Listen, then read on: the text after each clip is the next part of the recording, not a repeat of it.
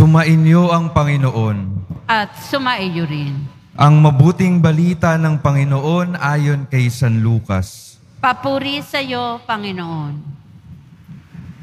Noong panahong iyon, nang maituro ni Jesus sa mga tao ang kaniyang aral, siya'y pumasok ng Capernaum. Dooy may isang kapitang Romano na may aliping mahal sa kanya. May sakit ang aliping ito at nasa bingit ng kamatayan. Nang mabalitaan ng kapitan ang ginagawa ni Jesus, nagpasugo siya sa ilang matatanda sa mga Hudyo upang ipakausap kay Jesus na puntahan at pagalingin ang alipin. Nang makita nila si Jesus, taimtim silang nakiusap sa kanya. Siya'y karapat-dapat na pagbigyan ninyo sapagkat mahal niya ang ating bansa, wika nila. Ipinagpatayo pa niya tayo ng isang sinagoga, kaya't sumama sa kanila si Jesus. Nang malapit na siya sa bahay, ipinasalubong siya ng kapitan sa kanyang mga kaibigan at ipinasabi ang ganito, "Ginoo, huwag na po kayong magpakapagod. Hindi ako karapat-dapat na puntahan ninyo sa aking tahanan, ni hindi rin po ako karapat-dapat na humarap sa inyo. Ngunit magsalita po lamang kayo at gagaling na ang aking alipin, sapagkat ako'y isang taong nasa ilalim ng mga nakatataas na pinuno at may nasasakupan din po akong mga kawal. Kung sabihin ko sa isa, humayo ka, siya'y hahayo, at sa iba, halika, siya'y lumalapit, at sa aking alipin, gawin mo ito, ito'y ginagawa niya." Namangha si Jesus nang marinig ito at humarap sa makabal na taong sumusunod sa kanya. Sinabi niya, "Kahit sa Israel ay hindi ako nakakita ng ganitong kalaking pananampalataya." Pagbalik sa bahay, narat na ng mga sinugo na magaling na ang alipin. Mga kapatid, ang mabuting balita ng Panginoon. Pinupuri ka namin, Panginoong Heso Kristo. Magsiupo muna ang lahat.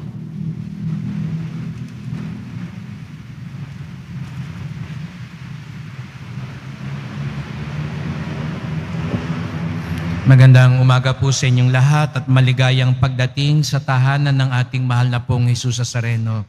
Binabati din po natin na mga kasama natin online, lalo na po mga may sakit, ang mga nag-aalaga sa may sakit, at mga kababayan, mga kadeboto natin mula sa iba't ibang panig ng bansa at daigdig na nais sumama sa pagdiriwang ng banal na misa dito sa ating simbahan sa Quiapo, sa Basilica Minor at Pambansang Dambana ni Jesus Nazareno.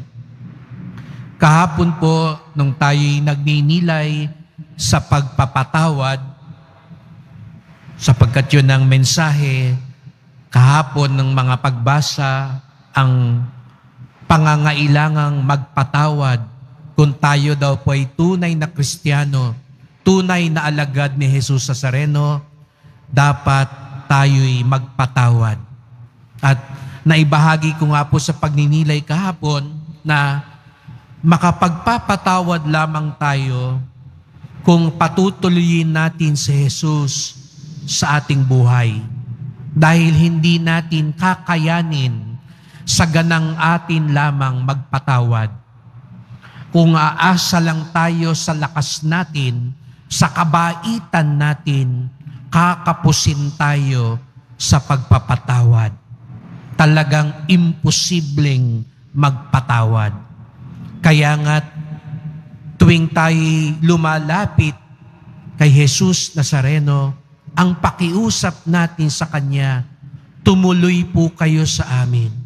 Sapagkat pag tumuloy siya sa atin, ang lakas natin ay siya. Ang biyaya niya ang awa natin, kaya't makakaya natin gumawa ng mabuti gaya ng magpatawad sa ating kapwa. Kaya nga kahapon sabi ko, ang isang simpleng dasal kay Jesus Nazareno, tuloy po kayo. Tuloy po kayo sa puso ko. Tuloy po kayo sa bahay namin. Tuloy po kayo sa bayan namin para siya ang maging lakas natin. At napakaganda po na sa pagpapatuloy sa pagninilay na ito, narinig natin ngayon sa Ebanghelyo yung kapitang Romano na nakiusap din kay Jesus Nazareno. At kung mapapansin po ninyo, susuriin yung maigi, hindi talaga nagkita si Jesus at yung kapitan. Hindi sila nagkita. Isa ito sa mga himalang ginawa ni Jesus Nazareno na hindi man lang niya nakita o nakausap yung pinagbigyan niya.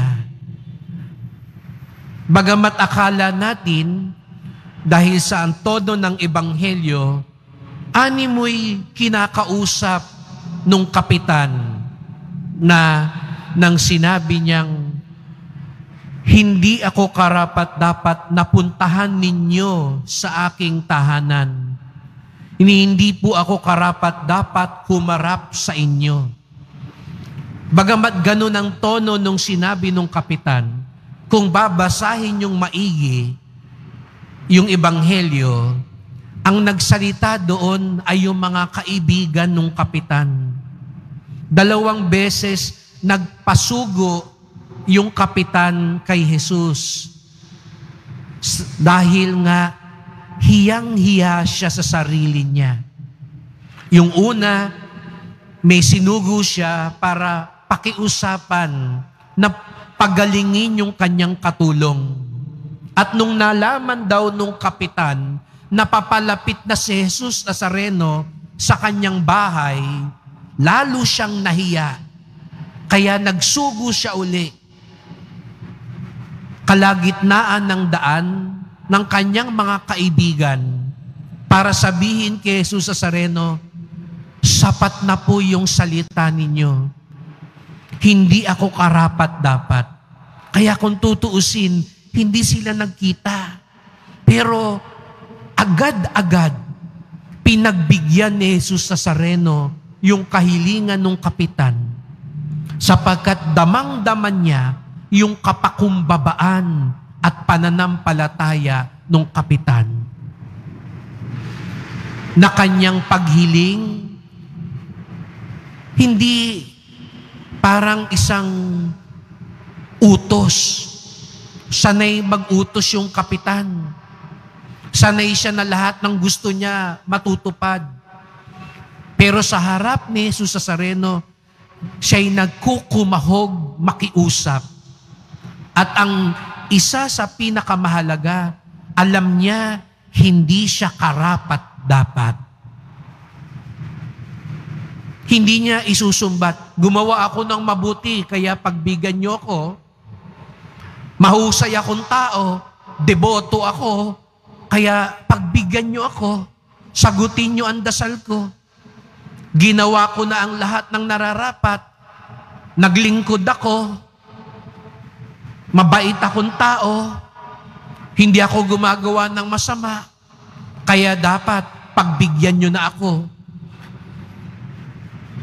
Ni minsan hindi yun namutawi sa bibig ng kapitan.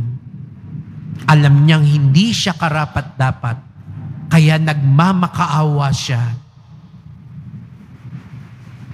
Kung kaya nga't bagamat hindi sila nagtagpo, personal ni Jesus, sinagot agad.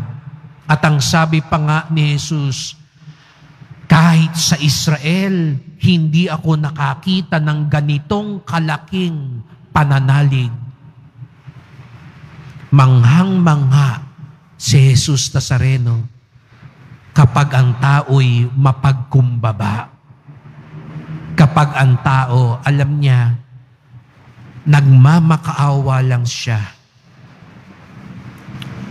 Sadyang napakaganda ng dasal na ito, pakiusap na ito ng kapitan, kung kaya nga't minabuti ng simbahan, bago tayo magkomunyon, ito ang dasal nating lahat. Panginoon, hindi ako karapat-dapat magpatuloy sa iyo, ngunit sa isang salita mo lamang ay gagaling na ako. Bago tayo mangumunyon, tinutularan natin yung kapitan sa kapakumbabaan, sa matinding pananalig kay Jesus.